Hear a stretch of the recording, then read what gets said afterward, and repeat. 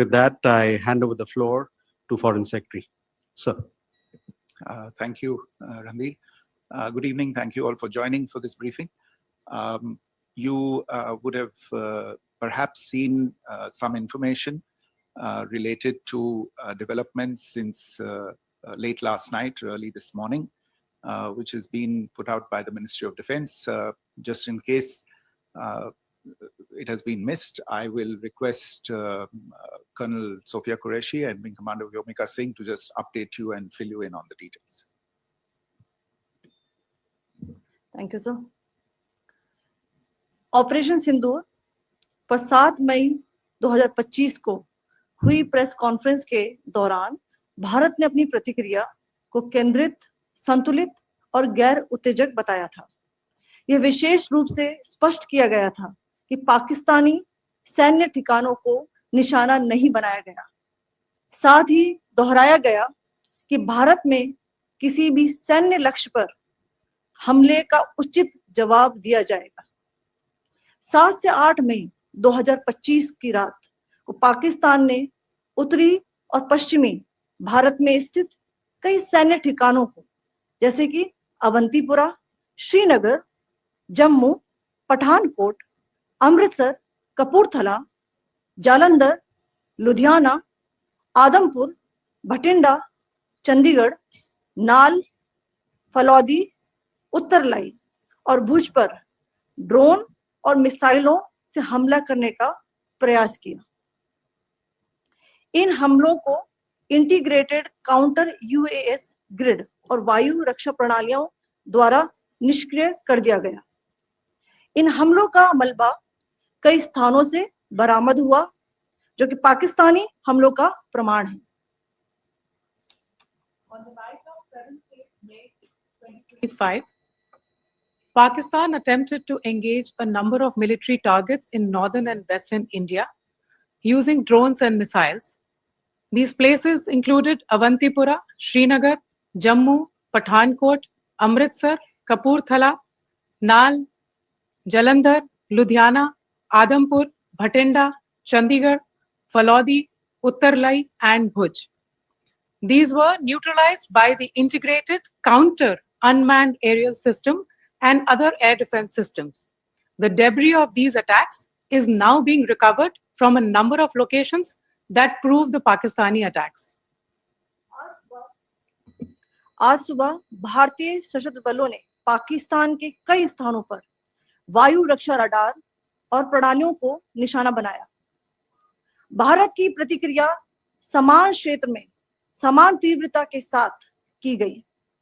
यह विश्वसनीय रूप से ज्ञात हुआ कि लाहौर में स्थित एक वायु रक्षा प्रणाली को निष्क्रिय कर दिया गया।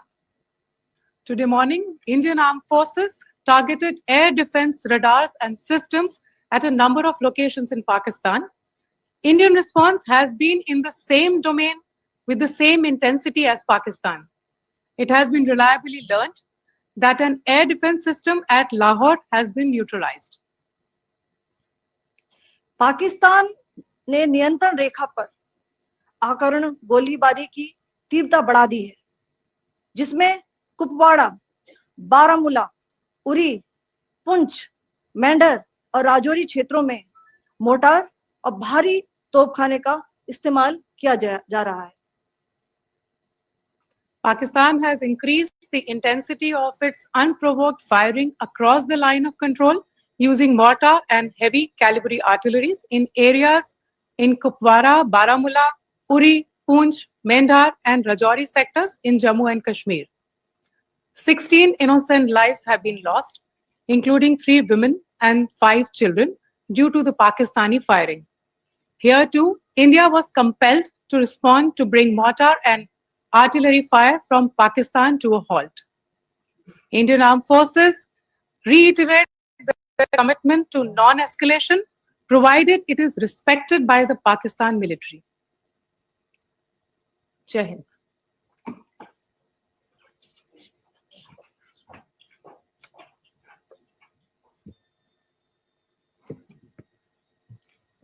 Thank you.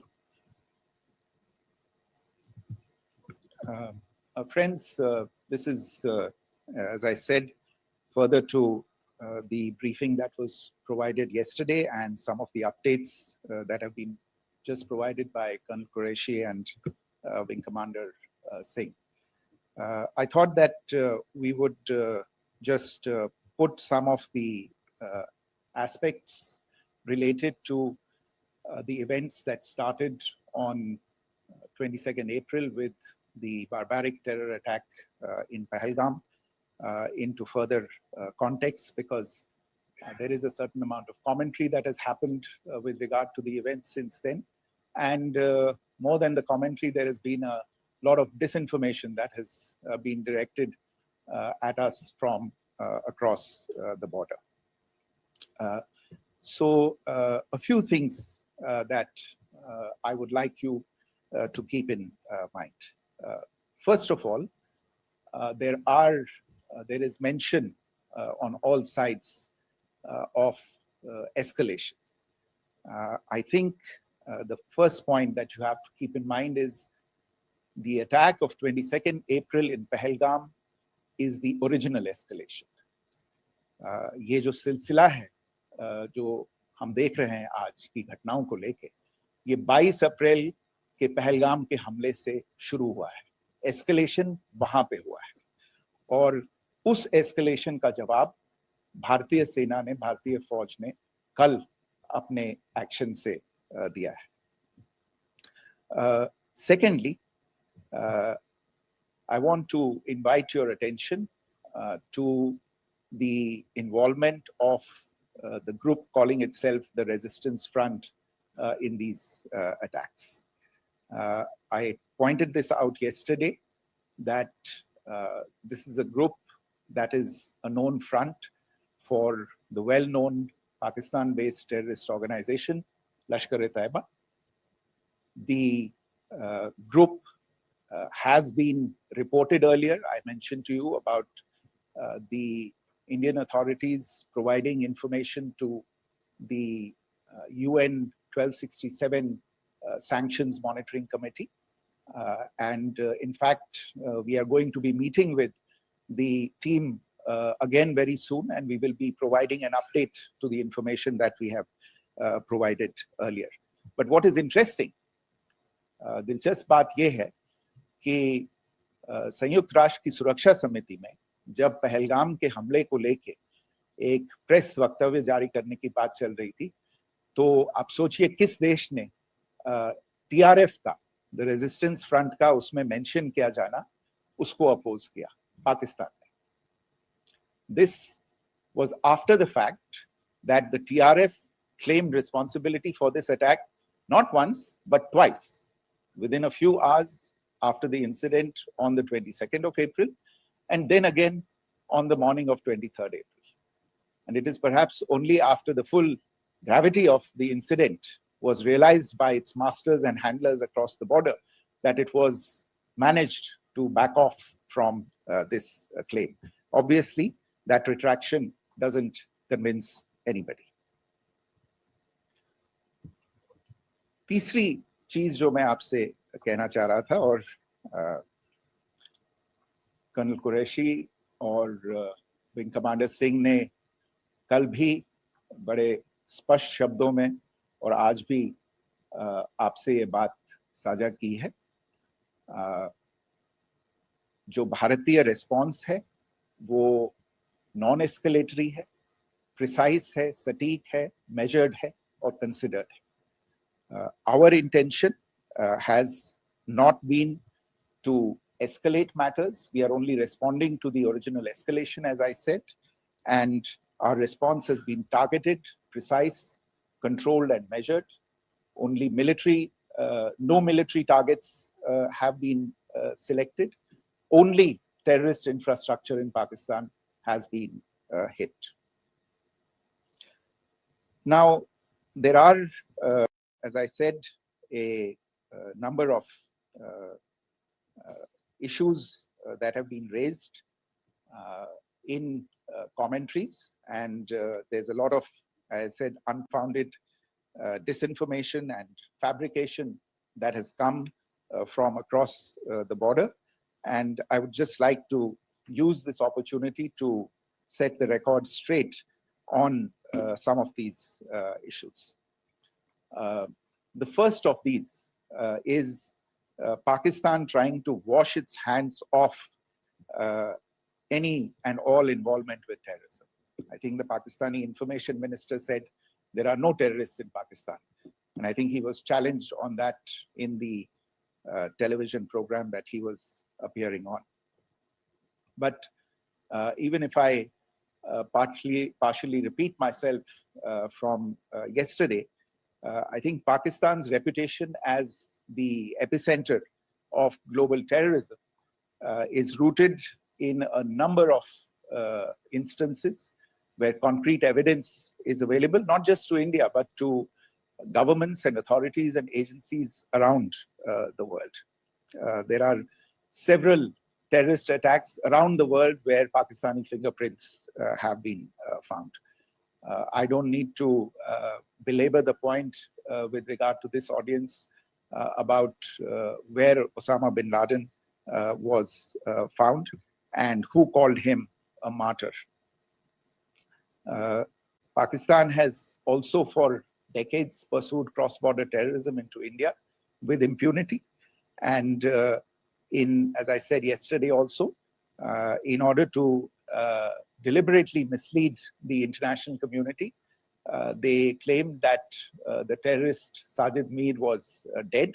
They came under pressure, and Sajid Mir was then brought back to life, arrested, and is now apparently in Pakistani custody. Pakistan is also home to a very large number of UN proscribed as well as UN proscribed terrorists, as well as terrorists proscribed by a number of other governments in the world, including, of course, the Lashkar-e-Taiba and the Jaish-e-Mohammed, as well as their leaders, Masood Azhar and Hafiz Mohammed Saeed. आपने देखा होगा हाल ही में पिछले ही कुछ दिनों में पाकिस्तान के रक्षा मंत्री और उनके पूर्व विदेश मंत्री दोनों ने इस बात को माना है कि पाकिस्तान का ऐसे ग्रुप्स के साथ जो रिश्ता है वो क्या रहा है. Both the defense minister and the former foreign minister of Pakistan, I think they've done a more eloquent job of this than I could ever do in terms of describing their country's implication in international terrorism and their involvement in housing these kinds of groups.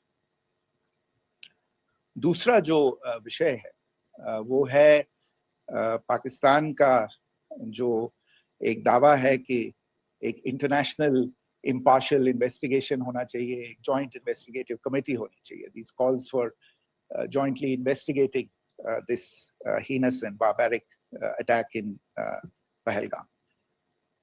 Again, I think you know the history well on this. You know the track record well, and it is not a bright track record insofar as Pakistan is concerned. In fact, in the pursuit of justice for the victims of multiple terrorist attacks, whether it be Mumbai in 2008, in Pathankot in 2016, or many others, but in particular for these two attacks, India had offered to cooperate. India provided forensic evidence and urged Pakistan to bring the perpetrators of these attacks to justice. We, in particular with regard to the Mumbai attacks of 2008, where a Pakistani Lashkar-e-Taiba terrorist was captured alive, India provided extensive information and evidence related to the involvement of Pakistani terrorists in this attack. Cases were registered, but you are all aware that these cases have not progressed despite the formation of judicial teams, etc. And Pakistan has consistently stonewalled all efforts to move the investigation along. In fact, with regard to the Pathankot attack as well, a joint investigative team was formed. We gave access, unprecedented access, I should say, to Pakistani team to the site of the attack. Details of call records data and DNA, etc., were shared with Pakistan. We had shared with them details related that we had been able to access to the addresses of terrorists. We presented evidence against the office bearers of Jaish-e-Mohammed who had conspired in the attack, and the handlers of the terrorists who facilitated them and guided them in. But there has been no movement on this. So in all of this, I think the experience has not been positive, and it certainly doesn't give us the confidence now to take at face value Pakistani assertions of wishing to participate in a joint investigation. These are just delaying tactics. These are just stonewalling tactics. And in fact, there is reason to believe that Pakistan uses the evidence that we provide only to cover its tracks and, in fact, defend the terrorists who we are looking for and obstruct the path of investigation. A third point that I wanted to address was the claim that only civilians were killed in the strikes on the 7th of May. We have made the point very clearly that all attacks on the morning of 7th May were against carefully selected terrorist infrastructure, terrorist targets. It is not clear to us, in fact, seeing some of the coverage of the after effects of these strikes, including the funerals for the terrorists that are held yesterday. I think a lot of you have seen the reports and the coverage on media. If only civilians, if any civilians were killed in these attacks, I wonder what message this picture actually sends to all of you. This is a question that is worth asking. It's also odd that the funerals of civilians are carried out with the coffins being draped in Pakistani flags and state honors being accorded. As far as we are concerned, the individuals eliminated at these facilities were terrorists. Giving terrorist state funerals may be a practice in Pakistan. Doesn't seem to make much sense to us. Pakistan has also claimed that India deliberately attacked religious sites. This is completely false again. I have made it clear that the targets were terrorist infrastructure, terrorist facilities, and locations connected clearly with incidents of cross-border terrorism into India. And it is in fact Pakistan that is misusing religious sites as a cover to in fact radicalize, direct, and indoctrinate and train terrorists. In fact, contrary to what Pakistan is claiming, yesterday Pakistan launched a targeted attack on the Sikh community in the state of Jammu and Kashmir, hitting Gurdwara in Poonch and the homes of Sikh community members, which came under attack. And we know that at least 3 individuals were killed in that particular attack.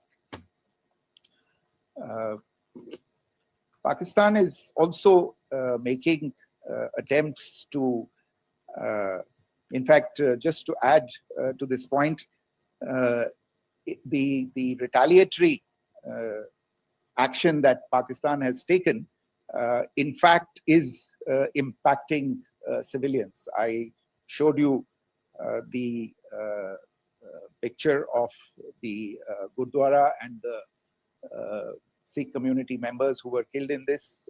There are other civilians also who've been killed and injured in these attacks. In fact, since yesterday morning, a total of 16 civilians have been killed and 59 others have been injured in the attacks by Pakistan. Not only this, Pakistan is also making attempts as part of its disinformation campaign to paint our action with regard to cross-border terrorism through the communal angle. If that is the issue, then I think I can do no better than to cite or point you in the direction of the Pakistan Army Chief's speech of 16 April 2025. I think that is the last word in communal rhetoric. And in the Pahalgam attack itself, you are aware of the kind of religious profiling that was done there. And perhaps there is a linkage between these two events. I can only say that these nefarious designs will not be allowed to succeed in India. And it is to be noted that people from all faiths, all religions, all regions in India have unequivocally, not just in India, but around the world, have condemned these attacks. The Pakistani claims of now responding to India's strikes of the 7th of May. As I said right at the outset, it is India which is responding. The original escalation was by Pakistan on the 22nd of April. We are the ones who are responding to that escalation with the action that was taken yesterday morning. And again, I would like to emphasize that the action was restrained. It was directed towards non-civilian, non-military targets and confined to terrorist camps. And again, as we have been saying since yesterday, any further action by Pakistan, some of which we are seeing today, is nothing but escalation by Pakistan now, once again, and will be responded to and is being responded to appropriately. One point that I wanted to also address was the allegations to the targeting of a dam, the Neelam Jhelum project in Pakistan-occupied Kashmir. I want to say that this is an absolute and complete fabrication and a blatant lie. India has targeted only and only terrorist infrastructure, and the details of that terrorist infrastructure, together with the locations, were shared with you yesterday by Colonel Qureshi and Wing Commander Singh. I should note that if this kind of a claim is a pretext for targeting Indian infrastructure of a similar nature, Pakistan will be entirely responsible for the consequences that will undoubtedly follow. Finally, I want to address some issues that have been raised related to the Indus Waters Treaty and the disinformation that has been raised in regard to that as well. The fact is that there have been fundamental changes in the circumstances in which the Indus Waters Treaty was concluded, and they call for a reassessment of the obligations under the treaty.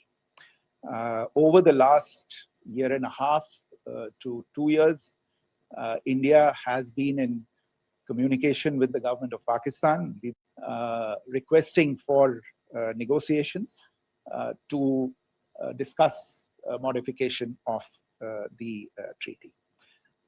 India has for 6+ decades now honored the treaty, even during periods when Pakistan imposed multiple wars on us, and even when relations were adversarial. Pakistan is the one that has been acting in violation of the treaty, deliberately creating legal roadblocks in India exercising its legitimate rights on the Western rivers.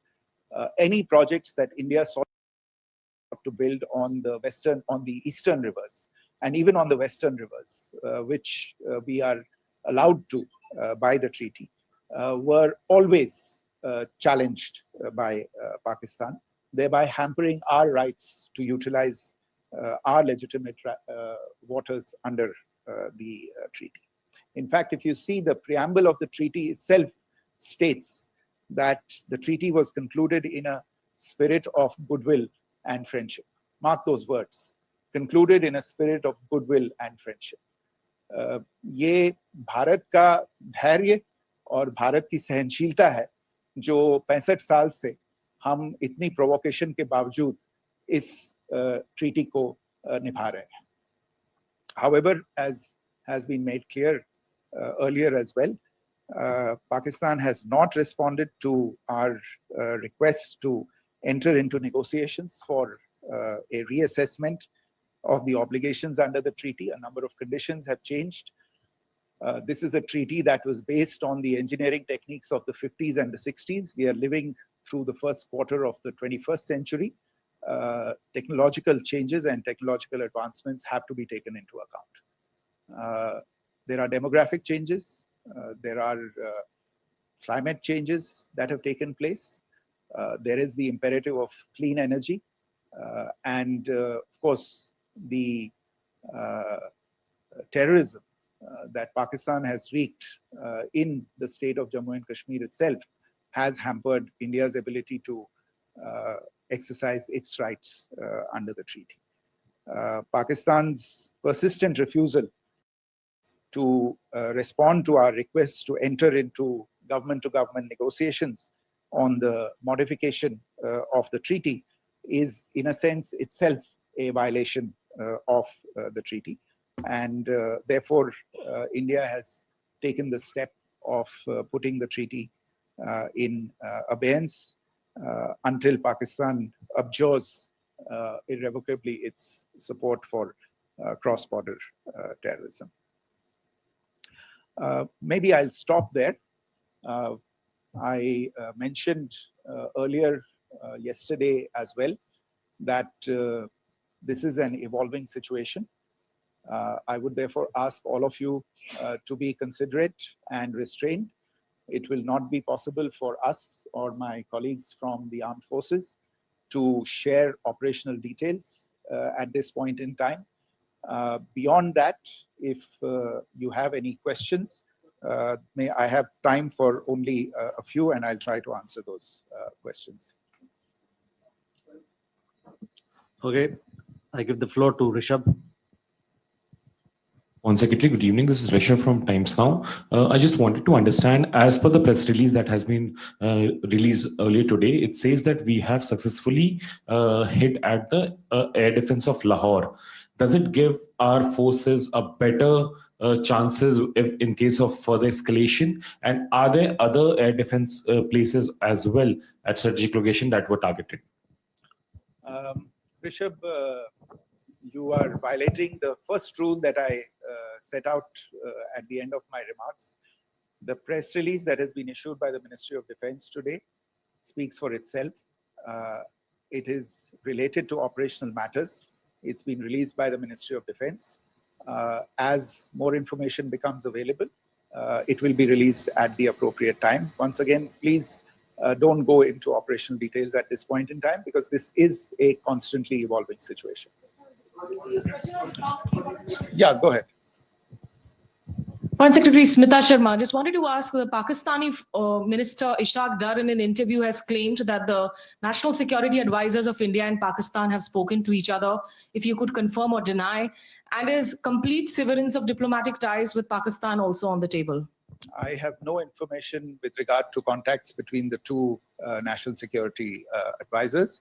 Insofar as diplomatic relations are concerned, you've seen the steps that were announced in response to the following the meeting of the Cabinet Committee on Security on the 23rd of April. There are no further steps that are under consideration at this moment in time. Here, go ahead. Foreign secretary, मेरा नाम मनीष है, मैं TV9 Bharatvarsh से हूं और आपने खुद ही बताया कि कितना मिस इन्फॉर्मेशन क्रॉस बॉर्डर से आ रहा है, बल्कि ऐसा लग रहा है जैसे पाकिस्तान के प्राइम मिनिस्टर और डिफेंस मिनिस्टर तक भी प्रोपेगेंडा करने में मिस इन्फॉर्मेशन में आ गए हैं। वो कई बार तो ये तक दावा करते हैं कि हम 3 राफेल हमने गिरा दिया, इतने हमने मिग गिरा दिया, और जब उनसे पूछा जाता है तो वो कहते हैं कि सोशल मीडिया में हमने ये सब चीजें देखी थी। तो अगर आधिकारिक तौर पर अगर आप कुछ कह सकें इस पर, ताकि उन्हें भी समझ में आए कि इस तरह के प्रोपेगेंडा नहीं चलने वाला है। देखिए, जब सही समय होगा तो आधिकारिक तौर पे इसके बारे में सूचना दी जाएगी, लेकिन जो आपका प्रश्न है कि प्रधानमंत्री और उप प्रधानमंत्री और विदेश मंत्री, उनके रक्षा मंत्री इस तरह की बातें कर रहे हैं, तो इसमें अचरज की कोई बात नहीं है। आखिरकार ये एक देश है जिसने अपना इसका जन्म लेते ही झूठ शुरू हो गया था। 1947 में जब पाकिस्तानी फौज ने जम्मू कश्मीर पे दावा बोला, तो उन्होंने किसी ऐसे वैसे व्यक्ति से नहीं, संयुक्त राष्ट्र से झूठ बोला कि हमारा कोई लेना देना नहीं है इससे, ये लोग जो गए हैं वो तो कबायली। वो तो जब हमारी फौज वहां पे पहुंची और यूएन के लोग, संयुक्त राष्ट्र के लोग खुद वहां पे पहुंचे, उन्होंने देखा कि वहां तो पाकिस्तानी फौज घुसपैठ करके आ गई है, उसके बाद पाकिस्तान को मुंह की देखनी पड़ी और उनको मानना पड़ा कि हाँ, उनकी फौज वहां पे कुछ समय से पड़ी हुई है। तो ये जो यात्रा है एक तरह से 75 साल पहले शुरू हो चुकी है। तो I am not surprised that this kind of disinformation is being indulged in. Yeah. Siddhant. So Siddhant from Beyond. So we have seen a lot of negative comments coming from the Pakistani military of escalation. If tomorrow there is an escalation, there are strikes, we know one attempt has been thwarted, what will be the Indian response to those attempts of creating more escalation? Because it is looking like it's going towards more escalation. And my second question is, are any other world powers, essentially the P5 countries, the West Asian countries, reaching out to de-escalate the current situation? Look, on escalation, we've already made our stance clear. I mean, there are two basic points. First of all, it is Pakistan that escalated on the 22nd of April. We are only responding to that escalation. And then what we have said yesterday and what my colleagues have said today, that now if there is an attempt at further escalation by Pakistan, it will be responded to in an appropriate domain. And therefore, the choice is entirely that of Pakistan to make. As to your second question, I don't think I can do better than to point you in the direction of the statements that are being made from practically every chancellery in the world and the sentiment that they are carrying. That sentiment essentially, and for the major portion, is support for the government of India in the context of the condemnation of the terrorist attack in Pahalgam on the 22nd of April. There is wide recognition of the government of India's right to respond to these attacks in self-defense, and of course a desire to ensure that there is not further escalation. I think these statements speak for themselves. Yeah. Sir, this is Mosami from India Today. Now, in the all-party meeting, we have learned that the defense minister has said that, in the operations in Sindoor, almost 100 terrorists were killed. Would we have any details about what is the number like, and also about if there were any big faces, masterminds, terrorist masterminds who were in fact killed? There is also a report that Masood Azhar's family's 10 members have been killed, and Rauf Asghar, who was actually the mastermind of Pulwama, he's also been badly, severely injured. I don't have information at this point in time to share with you on these issues, But as I said, I think, there is so much information out there on television, in the news media, in social media, that it sometimes looks like a long time has passed since this. Please understand that slightly over 36 hours only have passed since this operation was undertaken. Let us have some patience. Information will come out. It will be shared in due time. Shruti. Thank you, Foreign Secretary. Shruti Ranjan from Bloomberg. Sir, could you give us any understanding whether India has moved the IMF or the World Bank to kind of, sensitize them about the the bailout that Pakistan has, and the kind of stuff that the Pakistan government is doing? Look, we have an executive director at the IMF. Tomorrow there is a meeting of the board of the IMF, and I'm sure that our executive director will put forward India's position. The decisions of the board are a different matter. The process through which they are made. But I think the